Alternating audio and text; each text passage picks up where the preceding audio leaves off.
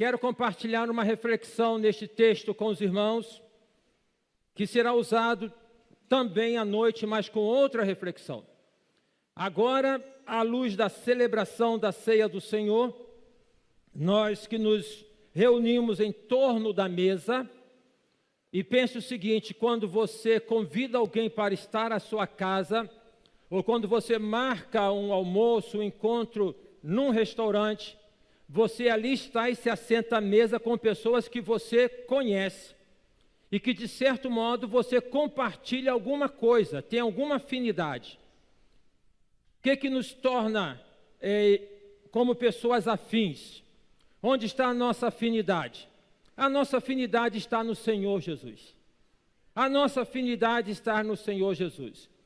É por conta disso que nós nos reunimos em torno da mesa, nos reunimos como família espiritual para podermos cultuar e adorar o nome do Senhor Jesus. Portanto, eu quero aqui compartilhar com os irmãos agora, neste texto, a mensagem: construindo a nossa unidade em Cristo.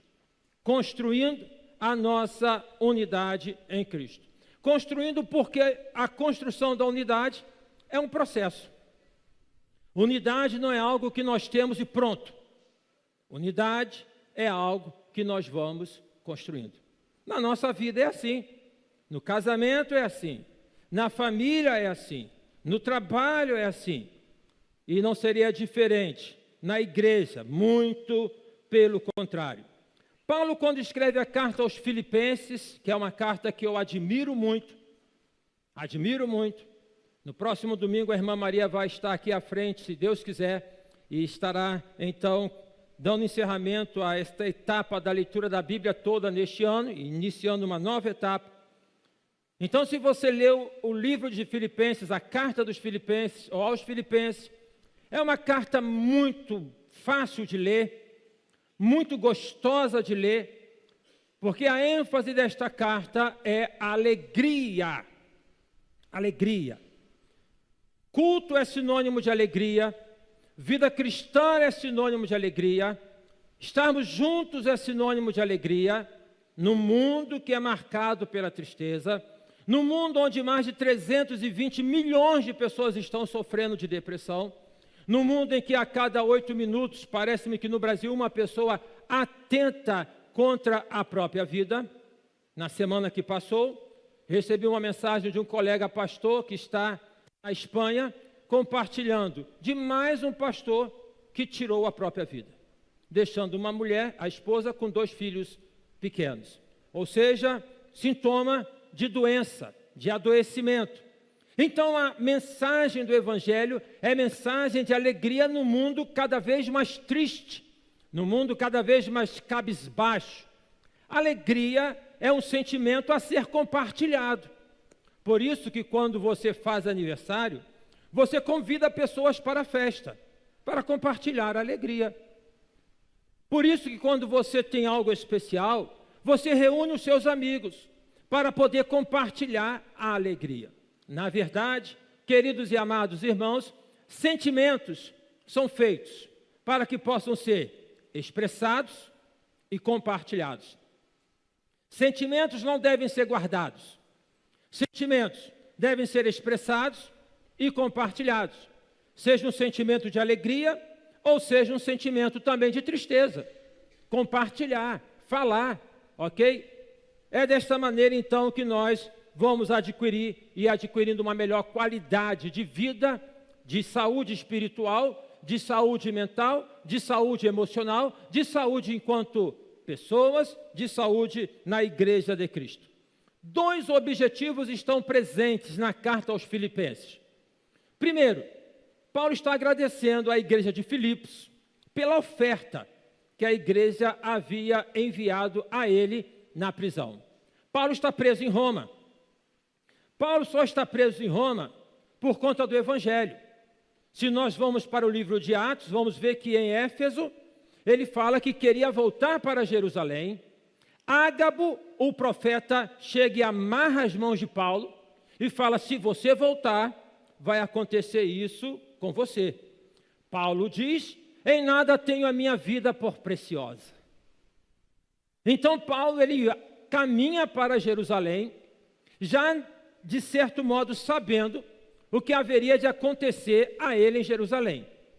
Em Jerusalém Paulo é preso, em Jerusalém os judeus se levantam para matá-lo, daí então ele apela para César, ele é levado para Roma, ele chega em Roma, e é interessante esse trajeto que ele faz para Roma, porque no navio há uma tempestade, e Paulo, que é o prisioneiro, ele assume como que o controle do navio, tá? Muito interessante essa história.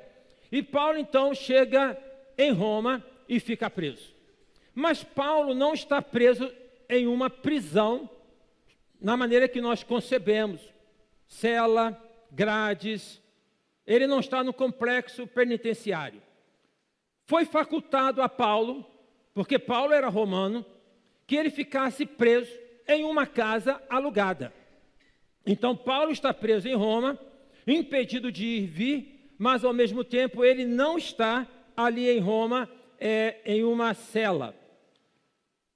Na casa onde Paulo estava, o imperador destacou soldados da guarda pretoriana para que pudessem vigiar, né, para que Paulo não fugisse. Observem bem, Paulo que esteve preso, não é? Quando no cárcere que ele esteve, que as portas se abriram, ele não fugiu, ele não fugiria da casa, mas ali colocaram então guardas pretorianos. Era uma guarda especial, a guarda que era a guarda do imperador. Paulo preso ali em Roma, ele fala o seguinte: eu estou preso aqui, mas não estou preso sem propósito, porque a partir da minha vida, toda a guarda, então todo o império, ele tem tomado conhecimento do Evangelho, porque eles sabem por que eu estou preso. Eu não estou preso porque roubei, porque matei, eu estou preso pela fidelidade a Deus, a pregação do Evangelho, pela disposição de viver para Deus. Nós temos irmãos assim hoje em dia. Temos irmãos assim aqui entre nós, que colocam o Evangelho, compromisso com Cristo, acima de todas as coisas. Importa viver para o Senhor. O segundo objetivo da carta do apóstolo Paulo é uma exortação à unidade da igreja, a esta igreja boa, a esta igreja viva, mas que estava sendo abalada por conta de uma dissensão, por conta de uma falta de alinhamento entre duas irmãs, duas diaconisas, Evódia e Síntique. No capítulo 4, Paulo fala assim: eu rogo, eu peço, e aí poderia então colocar: eu imploro, eu suplico a Evódia e a Síntique que sintam o mesmo no Senhor. Eu peço a vocês que sintam o mesmo no Senhor. Não havia em Filipos, na igreja de Filipos, uma contenda tão grande como a que houve lá em Corinto. Quando uns falavam: eu sou de Paulo, eu sou de Cefas, eu sou de Cristo. Mas havia então ali uma fumaça que poderia abalar a unidade da igreja. Irmãos, unidade é um conceito básico na Bíblia. Unidade é um conceito básico na Bíblia. Observem bem, antes do pecado entrar no mundo, que unidade entre o homem e Deus. Já leu? No jardim havia unidade. Adão, conversava com Deus sempre à tardinha, unidade. Observamos e sabemos que o inimigo interferiu para poder distorcer aquilo que Deus tinha dito, para falsificar aquilo que Deus tinha dito com mudança de vírgula, com mudança de pequenas palavras, para quebrar esta unidade. Para quebrar esta unidade. E à medida em que Adão então pecou, em que Eva pecou, esta unidade foi pecada. E se nós celebramos a ceia do Senhor, nós então temos que estar atentos que assim o fazemos, porque Deus, que nunca foi pego de calça curta, ele já tinha um propósito de poder enviar o seu Filho para resgatar a unidade com Deus. Eu gosto desta simbologia da cruz. Eu gosto da cruz enquanto símbolo. Porque a cruz se coloca num abismo. em que de um lado, eu e você enquanto pecadores, do outro lado, o Deus que é santo. Desta maneira, a cruz é a ponte que liga a mim e a você a este Deus que é santo. Sem a cruz, nós não poderíamos ter acesso a Deus. Sem Jesus, nós não temos acesso a Deus. Não é verdade, portanto, o que se diz por aí, que todos os caminhos levam a Deus. Não leva. Eu sou o caminho, eu sou a verdade e eu sou a vida, disse o Senhor Jesus. Uma curiosidade em relação a essas duas irmãs é o significado do nome delas. Eu comecei a examinar alguns comentários e eu observei e descobri o seguinte: sabe qual é o significado do nome Evódia? Evódia significa ajuda na estrada. Evódia é aquela que ajuda na estrada. Evódia é aquela que ajuda na caminhada. Conhece pessoas assim? Conhece pessoas que são pessoas que ajudam? Conhece pessoas que falam, deixa eu ajudar você aqui levando essa bolsa, mas deixa eu te ajudar aqui orando por você, deixa eu te ajudar doando então este alimento para você. Você conhece pessoas assim? Como que nós precisamos de pessoas assim? Como que nós devemos ser pessoas assim, que ajudam pelo caminho? Estamos no caminho, estamos numa caminhada, enfrentamos percalços e precisamos ter então esta ajuda mútua. Evódia, aquela que ajuda no caminho.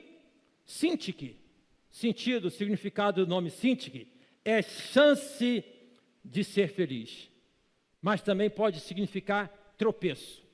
Então, o que acontece? Eu rogo a você, Evódia, que ajuda no caminho, a que possa caminhar junto com Sintique, você que é aquela que tem a chance de ser feliz, para que possam caminhar juntas. Então, quem ajuda no caminho, né, se une com quem tem chance de ser feliz, para que possam progredir no Evangelho. O outro nome de possível, a outra interpretação possível para Sintique é acidente. Então, que vocês estejam unidas para que possam evitar acidentes, para que possam evitar percalços, para que a obra possa, então, caminhar. É dessa maneira, portanto, que Paulo, ele escreve esta carta aos Filipenses, com esses dois objetivos, para poder falar para a igreja da gratidão pela oferta recebida e para a igreja, em especial Evódia e Sintique, né, aquela que segue no caminho e a que ajuda a ser feliz, a que pudessem ter o mesmo pensamento. Como ter o mesmo pensamento? Cada cabeça é uma sentença. Conhece esse ditado? Cada cabeça é uma sentença. E neste tempo em que nós estamos, a pulverização das verdades é um sintoma de decadência que nós estamos vivendo. Essa é a sua verdade. Essa é a sua verdade. Essa é a sua verdade. Então, cada cabeça, uma sentença.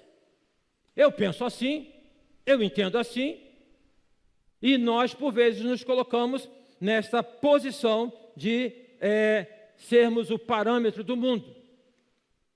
Tudo bem. Cada cabeça uma sentença. A igreja é um corpo. Quem é o cabeça da igreja? Então, nós temos uma sentença. Paulo fala que nós temos a mente de Cristo. Então, não se trata de um pensamento que é meu, não se trata de um pensamento que é seu, se trata de nós, então, agirmos de acordo com aquele que é o cabeça da igreja, que é Cristo. E temos o mesmo pensamento, e temos o mesmo modo de agir. É desta maneira, portanto, que nós vamos construindo a nossa unidade em Cristo. Novo Testamento, toda a Bíblia, mas em especial o Novo Testamento, está centrado na pessoa de Cristo.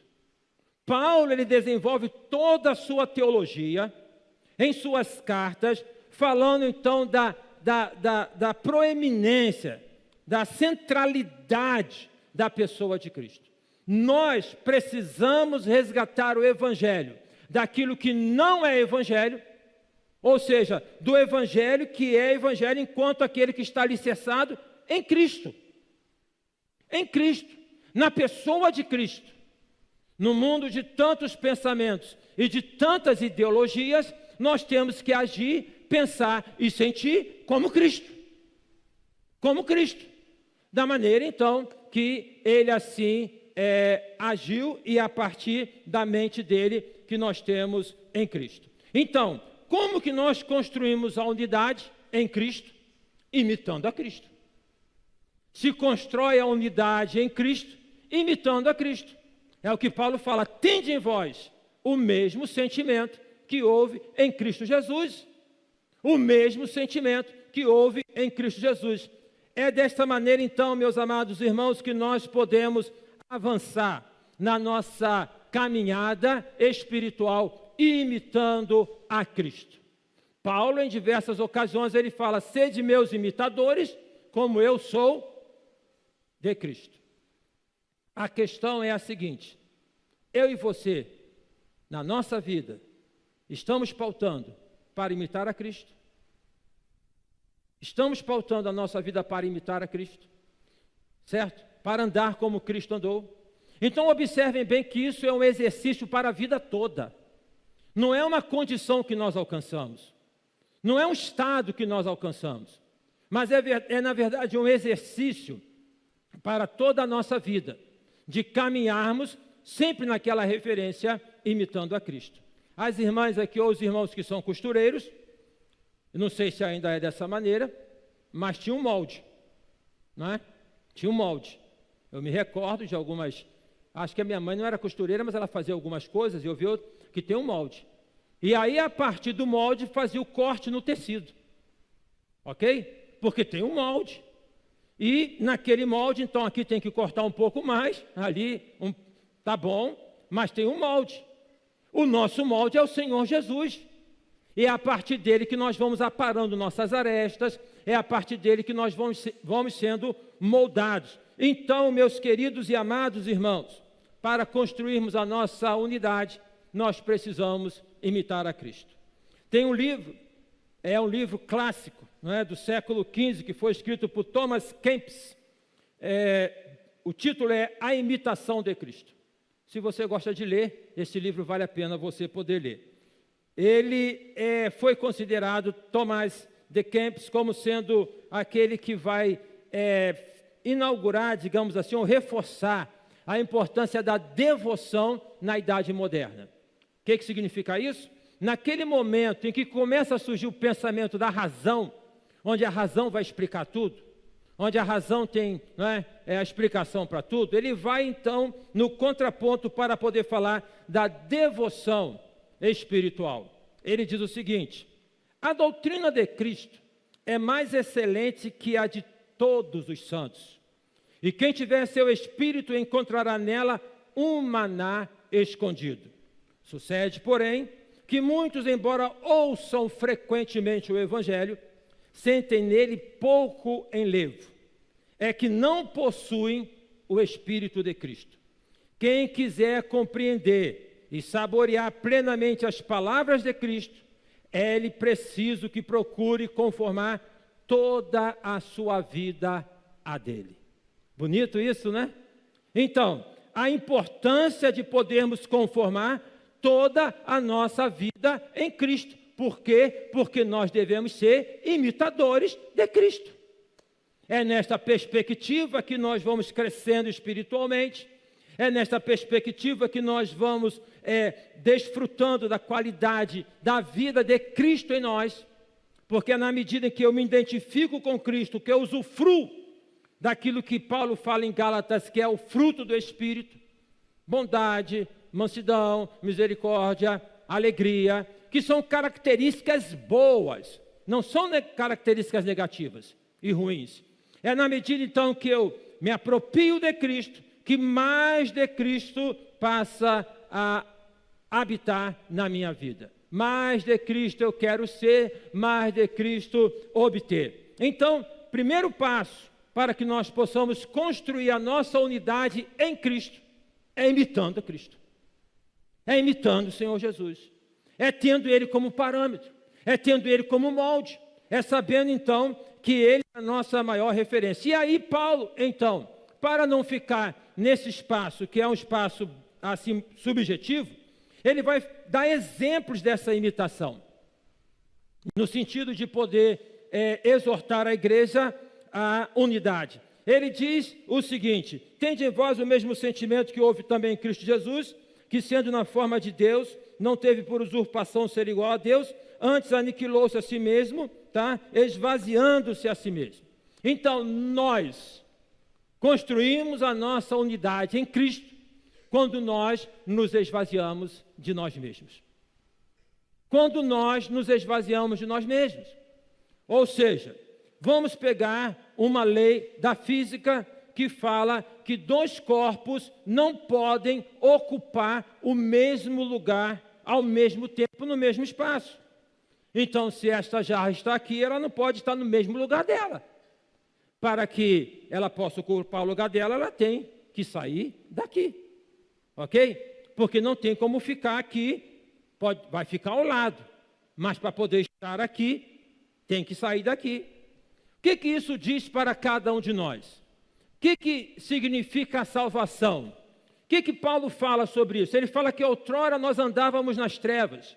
Ele fala isso no texto de Efésios. Se Deus der graça, já tem uma série de mensagens para o mês de janeiro. A plenitude de Cristo. Nós vamos estudar o livro de Efésios, nos cultos da manhã. Ore aí nesse sentido. Então Paulo fala que nós éramos forasteiros, nós éramos estrangeiros, nós estávamos nas trevas. Ora, nas trevas significa ausência da luz. A luz enquanto símbolo do Senhor Jesus. Então, antes de Cristo, o que ocupava lugar no meu coração, simbolicamente as trevas. Podemos então falar do ressentimento, da ira, da raiva, da contenda, do adultério, da lascívia, dessas coisas que ocupavam lugar. Observem bem. O fato de nós estarmos com Cristo não elimina por completo de nós esta tendência em buscarmos estas coisas. Ok? Porque se fosse assim, nós estaríamos prontos. Então, entendamos. Você tem quintal em casa? Tem um pedacinho de terra em casa? Um jardinzinho pequeno em casa? Você observa esse jardim. Se você limpa esse jardim, e se você não mantém isso de maneira continuada, o que vai aparecer nesse jardim? Mato, ervas daninhas. É interessante isso, que eu tenho um pedacinho lá em casa de jardim, e daqui a pouco, limpa, está tudo lá. Os pássaros trazem, né? O vento traz, e coloca lá aquela erva daninha. Então, observem bem que há todo esse movimento, ok, de poder trazer as ervas daninhas do pecado para que possam crescer em nós. Por quê? Porque nós somos pecadores. O exercício é imitar a Cristo para que possamos manter a nossa vida limpa. Os irmãos estão entendendo o que eu estou falando? Então, não é no sentido de estar pronto, mas entender que tem que limpar o jardim o tempo todo. Tem que buscar esta orientação de Deus, tem que fazer a oração de Paulo, quando fala, sonda-me, ó Deus, e vê se há em mim, Paulo não, do salmista, sonda-me, ó Deus, e vê se há em mim algum caminho mau, e guia-me pelo caminho eterno. Sempre haverá algo em mim e em você que nós temos que tirar. Ok? Sempre haverá. E aqui no caso, Paulo está colocando para que estas irmãs tirassem o ressentimento, tirassem a mágoa, tirassem então essa posição, eu estou certa, sou eu que estou certa, duas líderes. Como se faz isso? Esvaziem-se de si mesmo. Esvaziem-se de si mesmo. Mas eu vou abrir mão da minha opinião? Eu vou abrir mão da minha posição? Se é para imitar a Cristo, é assim que eu devo proceder. Se é para ser como Cristo, é assim que eu devo proceder. Só aparece de uma maneira um pouco mais clara dentro da lei de talião. Bateu, levou, né? Você fez, você vai ter consequências, mas na lei de Cristo não é assim. No Sermão do Monte não está dado dessa maneira. Se alguém bater na sua face, oferece a outra. Se te convidar para caminhar 1 milha, caminha com ele 2 milhas. É um exercício. Ser crente não é fácil. Ser crente não é fácil. Nunca foi fácil. Nunca foi fácil. E quem fala que é fácil, está falando de um outro evangelho, que não é o evangelho de Cristo. Desta maneira, então, este exercício de poder se esvaziar de si mesmo, implica naquilo que nós, por vezes, nos seguramos, nos agarramos, como forma até de proteção na sociedade, como forma até de buscar a admiração das pessoas, como forma até de podermos ser aceitos pelas pessoas. Nós precisamos ser aceitos pelo Senhor Jesus.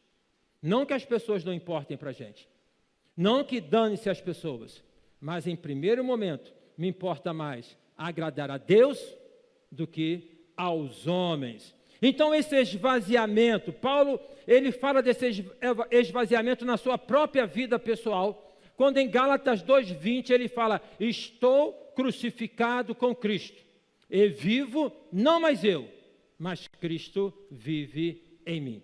Então ele está colocando ali este exercício. Eu tomei esta decisão de poder me esvaziar para poder viver como Cristo. Cristão tem a ver com Cristos, como se fosse Cristos em miniatura. E é nesta maneira então que nós nos identificamos com Cristo, que nós referenciamos a Cristo. É na nossa maneira de viver, de proceder, de falar, de se comportar, que nós vivenciamos a Cristo. A tragédia do Evangelho no século 21 tem sido que muitos de nós, por vezes, falamos uma coisa e vivemos outra coisa. A tragédia tem sido essa. Fala o que é bonito e vive o que é feio. Desta maneira, nós não construímos a unidade. Desta maneira, nós não passamos desta mensagem do Evangelho. Em outro texto, aqui agora Paulo falando aos Filipenses, ele diz que ele considerou tudo aquilo que ele tinha, tudo aquilo que ele alcançou. Paulo era um erudito. Paulo, ele foi instruído aos pés de Gamaliel, falava muitos idiomas, tinha uma posição social muito boa. Ele fala: ignorei tudo isso e considerei como esterco. Eu não preciso dar sinônimo. Nós temos que considerar como sem valor para podermos dar maior valor a Cristo. Então, a primeira coisa para que nós possamos construir a nossa unidade é imitando a Cristo. A segunda coisa para construirmos a nossa humanidade, a nossa unidade em Cristo, é agindo como Ele, no sentido esvaziando-se de si mesmo. A terceira coisa que nós devemos fazer na construção da nossa unidade, Paulo diz aqui nos versículos de número 8 e 9: e a si mesmo se humilhou, tornando-se obediente até a morte, e a morte de cruz. Duas coisas, que na verdade é uma só. Para que nós possamos construir a unidade em Cristo, nós precisamos ser humildes e obedientes. Por que essas duas coisas eu digo que elas se fundem numa coisa só? Uma pessoa que não é humilde, ela não está aberta para ouvir o outro. Ela não está aberta para poder falar: tudo bem, eu entendi o que você está falando. Uma pessoa que não é humilde, no sentido espiritual, ela não está aberta para o Evangelho. Porque para poder receber o Evangelho, há de se ter a humildade de poder reconhecer que você não consegue fazer sozinho, que você não dá conta sozinho. Há de se ter a humildade de poder reconhecer que você, que eu, que nós somos pecadores. Então, não tem obediência sem humildade. Para poder ser obediente, há de se ser humilde. Humildade não significa aquela roupa que não é, hoje em dia até não pode falar mais nisso, falar aquela roupa com rasgado, porque roupa rasgada hoje não é caro, né? Humildade não é a questão, humildade é uma condição do coração.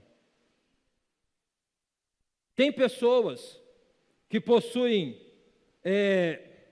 vamos dizer assim, uma boa construção financeira e que são humildes. E tem gente que não tem nada em relação a essas pessoas e são orgulhosas. Por quê? Porque uma coisa é você ter ficar apegado ao ter. Outra coisa é você ter, mas você não ficar confundido com aquilo que você tem e não achar que por aquilo que você tem, você é melhor do que outra pessoa, do que você é melhor do que qualquer outra, seja A, B ou C. Meus queridos e meus amados irmãos, no Velho Testamento é pontuado, muito pontuado, a questão da obediência. Quando o rei Saul, ele vai agir equivocadamente, ocupando o lugar do profeta Samuel, oferecendo o sacrifício que ele não deveria oferecer, porque era Samuel quem deveria fazer isso. Deus o repreende, ele se justifica. Ah, mas é por isso, por aquilo outro. A resposta dada, que é a questão mais importante, é obedecer do que sacrificar. Obedecer do que sacrificar. O que Deus espera de cada um de nós, e isso aparece também no Novo Testamento, é obediência. É obediência. Por obediência significa humildade para reconhecer a Jesus como nosso Senhor. Por obediência significa fazer aquilo que Deus quer que nós façamos. Por exemplo, alguém te feriu, te magoou, falou mal de você. Coisas que acontecem, que não deveriam acontecer, mas acontecem. Qual é a atitude bíblica em relação a isso? Você alimenta esse sentimento ou você vai resolver isso? Se alimentar o sentimento, você estará na dimensão de Hebreus que fala de não deixarmos raiz de amargura, ou seja, vai conservar a raiz de amargura. Para eliminar o sentimento, você precisa reconhecer que está te fazendo mal, reconhecer que não procede de Deus, saber que a ação de Deus não é desta ordem. E aí o que você faz? O que a Bíblia diz? Procura o teu irmão e fala com ele. Procura o teu irmão e fala com ele. Se alguém aqui, no exercício de família espiritual, em uma ação ou outra, magoou o outro, a orientação bíblica é que procure esta pessoa e fala com ela. E abre o coração e se apresente. É assim que as coisas acontecem, no plano espiritual, no contexto da igreja, mas da família também. Imagina se no caso do casal, eu gosto de usar exemplos de família, porque a igreja é família espiritual. Enquanto os dois estão numa queda de braço, não vai dar certo. Uma casa dividida não prevalece. Sabe por que algumas pessoas, algumas famílias estão afundadas em dívidas? Porque não estão unidas. Não estão unidas. Não é nem necessariamente porque não tem dinheiro. É porque, de repente, a esposa não está compreendendo, o esposo não está compreendendo. Não é uma construção do comum. Não prevalece. Uma casa dividida não prevalece.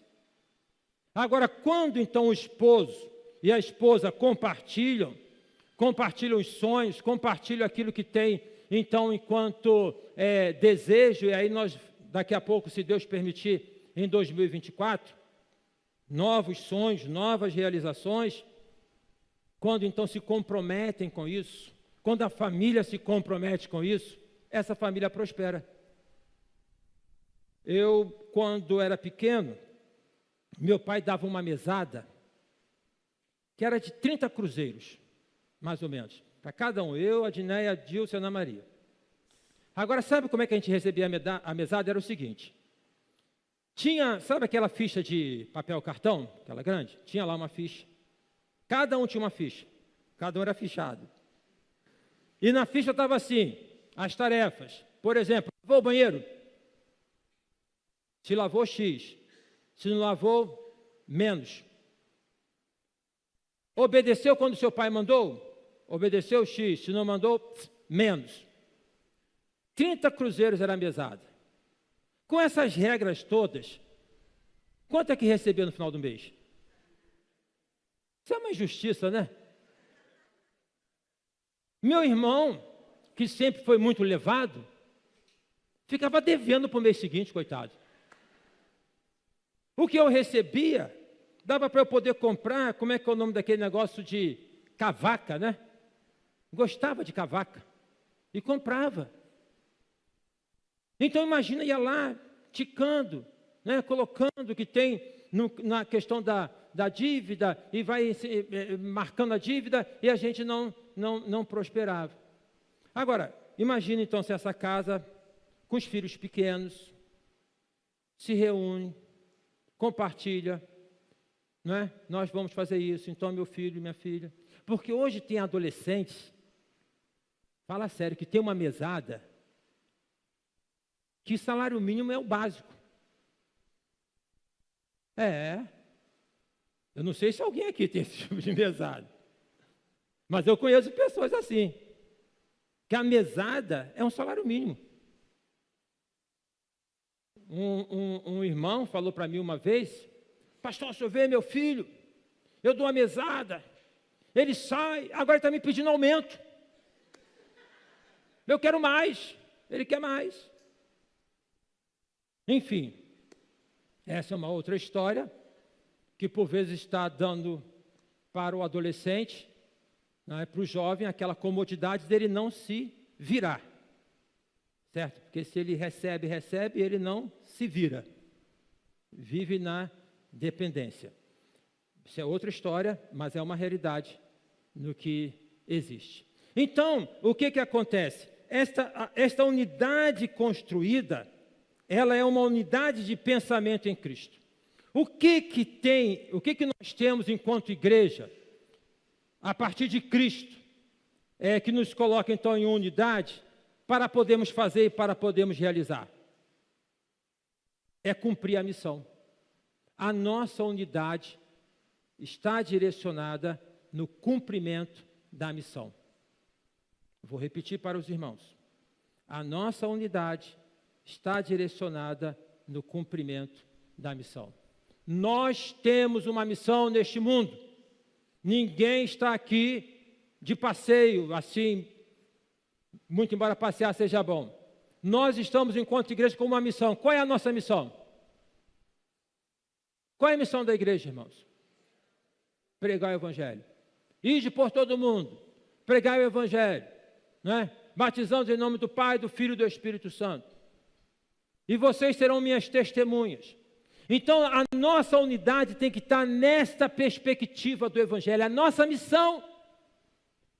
Às vezes, eu confesso para os irmãos que eu me sinto angustiado em ver como que tantas coisas para poder afunilar na missão. Porque a nossa missão é o Evangelho. É simples assim. E a gente cria um leque de tantas coisas que não necessariamente vão nos levar para a missão. E nisso que por vezes nós criamos tantas as coisas que não necessariamente nos levarão para a missão, pode gerar em nós aquilo que Paulo fala que não poderia estar presente, o que não deveria estar presente: segmentação. Segmentação. Então, se tem tantas coisas para fazer, então isso é de um, isso é de outro, isso é de outro, isso é de outro, isso é de outro. Segmentou. Segmentou. Não tem uma direção, não tem uma visão. A nossa missão é fazer aquilo que está na palavra. Ide por todo mundo, pregar o Evangelho, né? Fazendo discípulos de todas as nações. É o que está aqui. O que nós fizermos que não estiver de acordo com isso, não é nossa missão. Não é nossa missão. A nossa missão é pregar o Evangelho. O que não significa pegar uma corneta na mão e ficar nesse solzão ali falando de Jesus. Não que não se faça isso, mas não significa isso. Pregar o Evangelho é você viver com Cristo, se relacionar com as pessoas, deixar que elas olhem para você, que elas observem você e na primeira oportunidade você dá um testemunho. Na sua faculdade, na sua residência, no seu condomínio, onde eu e você estamos. É simples assim. Não é um movimento meu e seu, é um movimento de decisão para que sejamos usados por Deus. Desta maneira, então, nós cumprimos a nossa missão. As boas obras, nós as realizamos em consequência da missão. A igreja não é uma ONG. A igreja não é uma ONG. Eu, acompanhando o noticiário, nosso presidente está no exterior, a questão do clima, né? Dessa discussão que tem aí toda, e aí eu vi que não sei quantos milhões, não sei qual foi o país que vai doar para o Brasil para a preservação da Amazônia. Não é o primeiro que eu ouço do ano. Aí eu fico me perguntando, para onde é que vai esse dinheiro? O que está acontecendo? O que é isso? Então, se a gente não tem assim uma compreensão do que é certo, a gente pode se desviar para aquilo que pode não ser certo. Não estou falando que o governo está se desviando. Estou falando, né, só para poder dar um exemplo do que nós temos a fazer. Nós temos uma missão. A nossa missão é esta: ide por todo mundo, pregar o Evangelho, né, fazendo discípulos de todas as nações, batizando em nome do Pai, do Filho e do Espírito Santo. Por isso que nós temos as células, por exemplo, para poder cumprir a missão. Ah, mas é muito bom nós estarmos juntos. Ótimo. Mas tem não crente? Tem um amigo? Tem um vizinho? Então, se não tem, está faltando alguma coisa para mim e para você. É o que eu falo, né? Às vezes nós vivemos a inflamação da comunhão, que é a koinonite. Só nós. Né? Não é assim. A Igreja do Lins tem uma visão.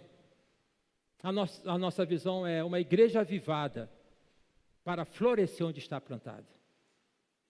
No cumprimento da missão, a visão é essa: florescer onde nós estamos. Não é que nós somos exclusivos daqui, mas para que nós possamos florescer. Esse florescer é frutificar, é alcançar frutos, esse avivamento é vida. Vem aí o estudo da EBD sobre avivamento, que nós precisamos o tempo todo. Irmãos amados e queridos, vamos ficar por aqui, nessa reflexão de hoje pela manhã, nesse texto. À noite vamos ter uma outra reflexão. Agora, nós estamos aqui falando sobre construindo a nossa unidade em Cristo. Amém, irmãos?